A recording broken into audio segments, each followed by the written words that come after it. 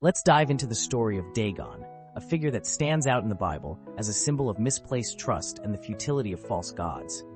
Dagon was a prominent deity worshipped by the Philistines, an ancient people who frequently clashed with the Israelites. But who exactly was Dagon, and why is he significant in the biblical narrative? Dagon was considered a god of agriculture and fertility, often depicted as part man and part fish, symbolizing the bounty of both land and sea. The Philistines, a coastal people who relied heavily on both farming and fishing, revered Dagon as a powerful provider. His temples were grand, and he was seen as a protector of the Philistine people. But despite the reverence he received from his followers, the Bible reveals that Dagon was no match for the one true God, the Lord. One of the most significant events involving Dagon took place during a conflict between the Philistines and the Israelites. The Philistines had captured the Ark of the Covenant, a sacred chest that represented the presence of God among his people. Overjoyed with their victory, they placed the Ark in the temple of Dagon as a trophy, positioning it beside their idol. But what happened next was a clear demonstration of the Lord's amazing power. The very next morning, the Philistines found Dagon's statue fallen face down before the ark.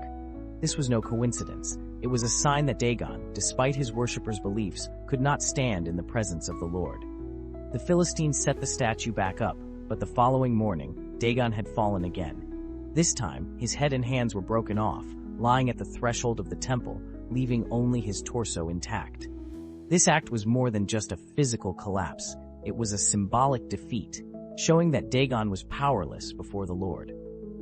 The significance of Dagon's downfall didn't end there. The Philistines, realizing something was wrong, began to experience a series of plagues.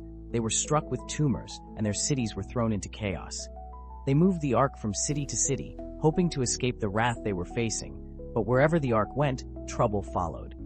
It became clear that their so-called god, Dagon, was unable to protect them from the judgment of the true God.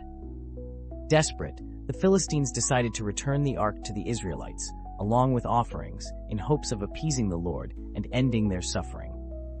This story of Dagon serves as a powerful reminder of who holds real power and authority.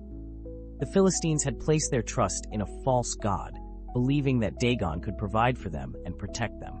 But when faced with the presence of the Lord, Dagon was utterly powerless. This wasn't just about the defeat of a statue. It was about exposing the emptiness of worshiping anything other than God. The lesson here is clear. No matter how grand or revered something might seem, if it is not of God, it holds no real power. Dagon's story also highlights the consequences of idolatry, which is the worship of anything other than the Lord. The Philistines experienced firsthand the futility of relying on idols. Their God couldn't save them. Instead, they faced the Lord's amazing power and judgment.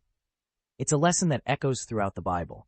Placing anything or anyone above God leads to downfall. The story of Dagon isn't just about a distant people and their false god. It's a reflection of what can happen when people place their trust in things that are not of God. Whether it's material wealth, status, or any other form of idolatry, the Bible shows us time and again that these things are fleeting and powerless in the face of God's might. The fall of Dagon is a vivid illustration of this truth. In conclusion, Dagon was more than just a statue or a deity of an ancient people. He represented the misplaced faith of the Philistines and the inevitable downfall that comes when anything is placed above God.